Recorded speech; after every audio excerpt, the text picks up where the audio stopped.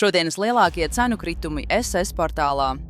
5 auto un 5 nekustamie īpašumi ar visstraujāk kritušajām cenām. Volkswagen Polo 2008. gads – mīnus 45%.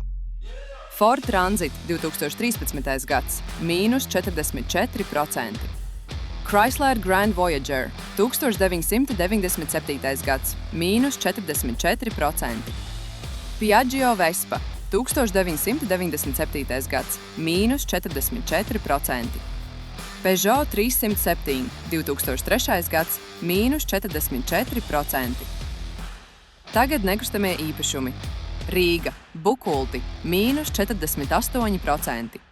Kursīšu pagasts – mīnus 35%. Zvārtavas pagasts – mīnus 33%. Centrs – mīnus 33%.